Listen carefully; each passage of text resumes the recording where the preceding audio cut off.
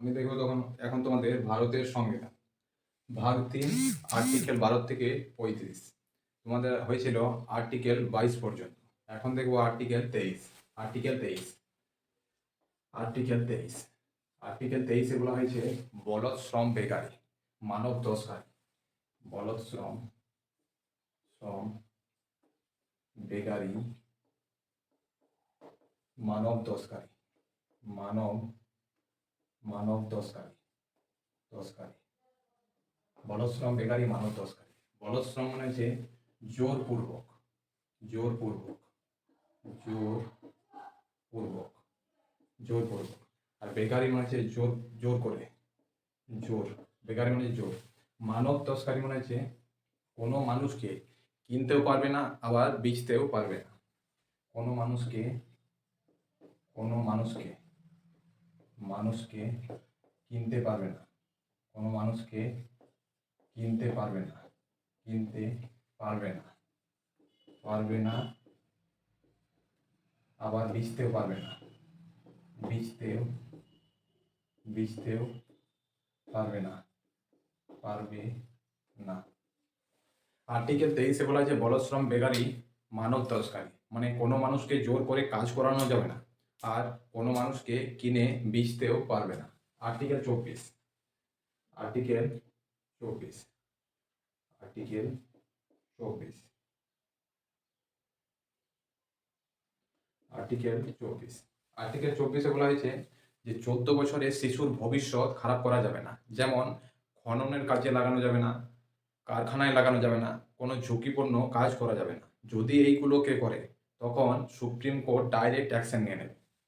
14 বছরের শিশু 14 বছরের 14 বছরের শিশু 14 বছরের শিশু যদি এই সকল 14 বছরের শিশুকে যদি খননের কাজে 14 বছরের শিশুর ভবিষ্যৎ খারাপ করা যাবে না। ভবিষ্যৎ ভবিষ্যৎ খারাপ করা যাবে না যাবে না।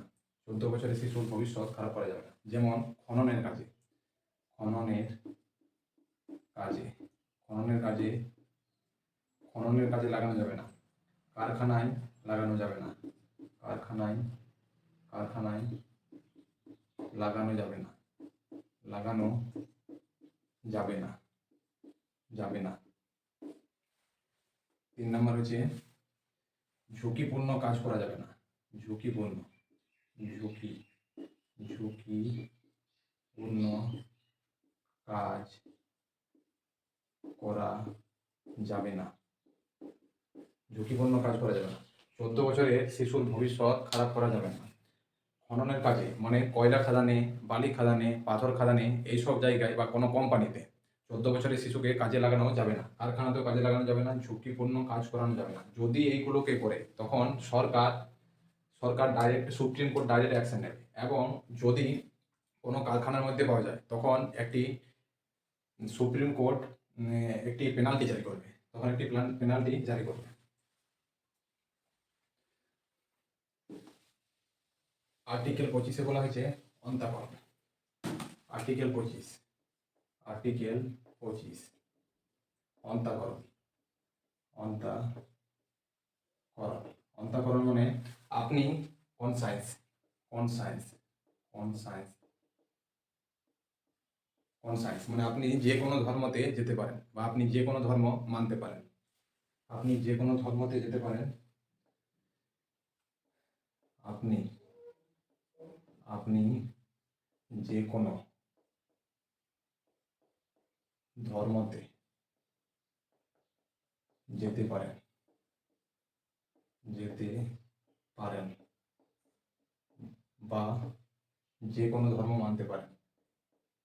যে কোনো ধর্ম মানতে পারেন মানে আপনি খ্রিস্টান হিন্দু ধর্মতে আসতে পারেন, আপনি মুসলিম হিন্দু ধর্মতে আসতে পারেন, আপনি হিন্দু মুসলিম ধর্মতে যেতে পারেন। আর্টিকেল 26 বলা হয়েছে সাময়িক ধার্মিক স্বতন্ত্রতা। সাময়িক সাময়িক ধার্মিক স্বতন্ত্রতা সাময়িক ধার্মিক স্বতন্ত্রতা। আর্টিকেল 26 বলা আছে সাময়িক ধার্মিক স্বতন্ত্রতা। এটা মিস ইউজ করতে পারবেন না, খারাপ ব্যবহার করতে পারবেন না, খারাপ ব্যবহার করতে পারবেন না, ব্যবহার করতে পারবেন না।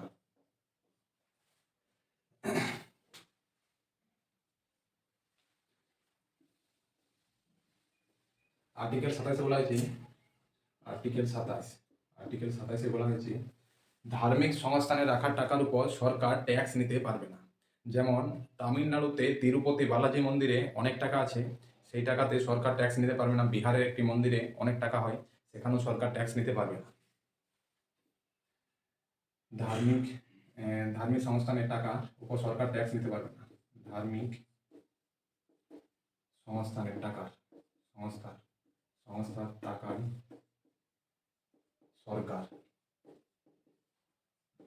ট্যাক্স নিতে পারবে না, ট্যাক্স নিতে পারবে না, পারবে না। আর্টিকেল 28 বলা হয়েছে যে কোনো সরকারি প্রতিষ্ঠানে ধার্মিক শিক্ষা দেওয়া যাবে না। আর্টিকেল 28 বলা হয়েছে কোনো সরকারি প্রতিষ্ঠানে, কোনো সরকারি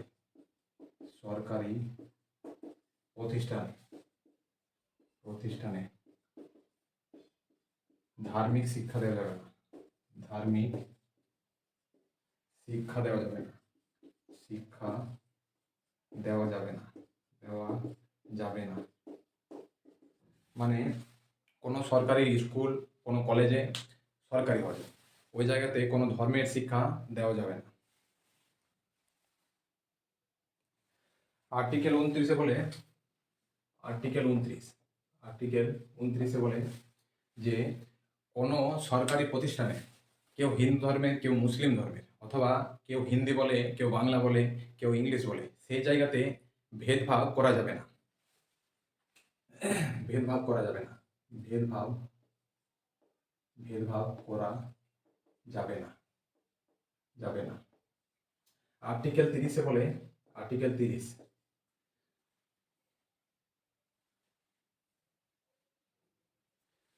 যদি কোনো মানুষ, কেউ হিন্দু ধর্মের হয় অথবা কেউ মুসলিম ধর্মের হয়, কোনো হিন্দু প্রতিষ্ঠানে কোনো মুসলিম ধর্মের মানুষ যদি এসে পড়ে, সে যদি আনকমফোর্টেবল ফিল করে, সে অন্য নিজের প্রতিষ্ঠান খুলতে পারে। হিন্দু ধর্মের মানুষ, হিন্দু ধর্মের কেউ আনকমফোর্ট ফিল করে,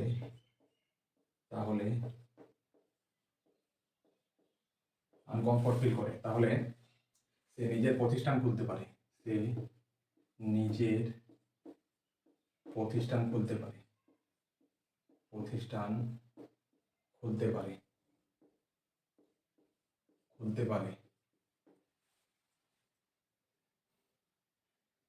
আর্টিকেল 31 বলা যে সম্পত্তির অধিকার।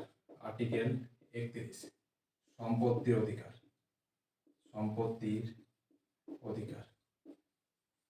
সম্পত্তির অধিকার 44 নাম্বার সংশোধন করা হয়, সংবিধান সংশোধন করা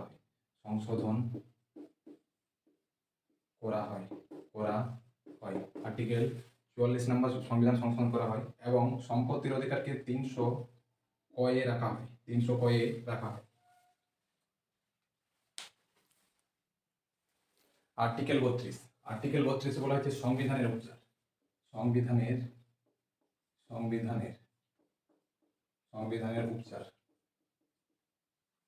আর্টিকেল 32 বলা হয়েছে সংবিধানের উচ্চার বলা হয়েছে যদি কোনো ব্যক্তির এই মূল অধিকারগুলির মধ্যে একটিও হনন করে, তাহলে সুপ্রিম কোর্ট ডাইরেক্ট অ্যাকশন নেবে। সুপ্রিম কোর্ট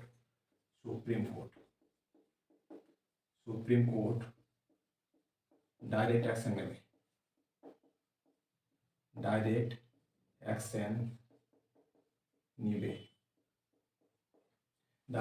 নেবে, এবং আর্টিকেল 32 কে সংবিধানের আত্মা বলা হয়।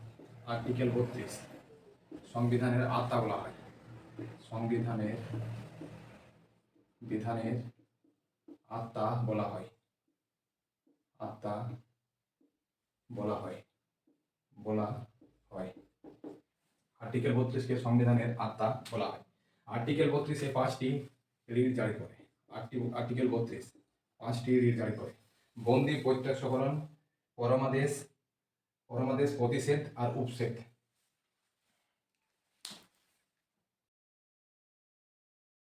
বত্রিশে সংবিধান 5টি রিট জারি করে। 5টি রিটের মধ্যে হচ্ছে বন্দি প্রত্যক্ষকরণ, অধিকার প্রেক্ষা, পরমাদেশ প্রতিষেধ আর উৎক্ষেপণ। বন্দি প্রত্যক্ষকরণ মানে হচ্ছে 24 ঘন্টার মধ্যে সুপ্রিম কোর্টে পাঠাতে হবে। অধিকার প্রেক্ষা মানে হচ্ছে যদি কোনো সরকারি কর্মচারী নিজের যোগ্যতার থেকে বেশি কাজ করে তখন সুপ্রিম কোর্ট ডাইরেক্ট অ্যাকশন নেবে। পরমাদেশ মানে হচ্ছে যদি কোনো সরকারি কর্মচারী নিজের কাজ ঠিকঠাক না করে তখন সুপ্রিম কোর্ট ডাইরেক্ট অ্যাকশন নেবে। প্রতিষেধ মনে হচ্ছে যদি কোনো ফয়সালা ডিস্ট্রিক্ট কোর্ট বা হাইকোর্টে ফয়সালা করে এবং সেটি থামিয়ে নিয়ে আসতে পারে সুপ্রিম কোর্টে। উৎক্ষেপণ মানে হচ্ছে যদি কোনো ফয়সালা আপনি ডিস্ট্রিক্ট কোর্ট বা হাইকোর্টে না করে সুপ্রিম কোর্টেও করতে পারেন। আর্টিকেল 33-এ বলা হয়েছে গুপ্তচর মিডিয়া, গুপ্তচর মিডিয়া সৈন্য এদের বল সীমিত করা হয়, কারণ এদের যতটা না পাওয়ার তার থেকেও বেশি করবে। সৈন্য যেমন মিডিয়া কোনো জায়গায় টাকা চুরি, কোনো জায়গায় কিছু হলে একটাকে 2 বলে, আবার 2টাকে 3 বলে। সৈন্য তাই করে, গুপ্তচরও তাই করে। আর্টিকেল 34-এ বলা হয়েছে মার্শাল ল আইন। মার্শাল ল যেখানে না ভারতের কোনো রাজ্যে যদি কোনো রকম অশান্তি হয় তখন সেইখানে মার্শাল ল আইন পাস করা হয় এবং সৈন্য থাকে, ভারতীয় সৈন্য থাকে। মার্শাল ল যদি কোনো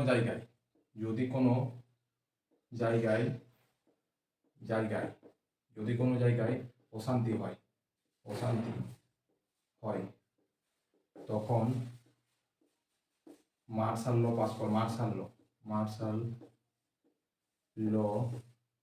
আইন পাস করা হয়।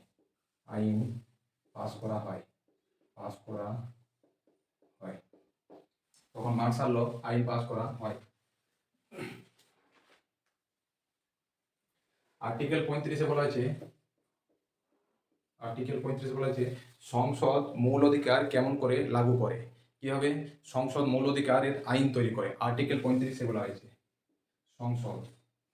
সংসদ কেমন করে মূল অধিকারের আইন তৈরি করে।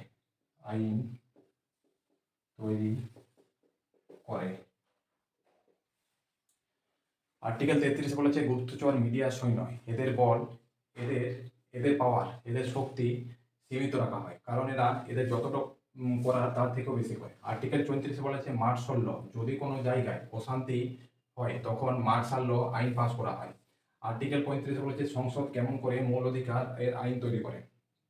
আর্টিকেল 12 থেকে 35-কে বলা হয় ম্যাগনা কাটা। আর্টিকেল 12 থেকে 35-কে বলা হয় ম্যাগনা কাটা।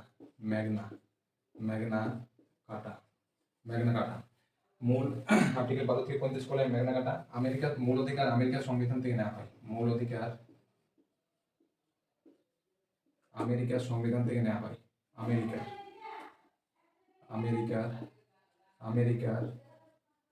সংবিধান থেকে নেওয়া হয়।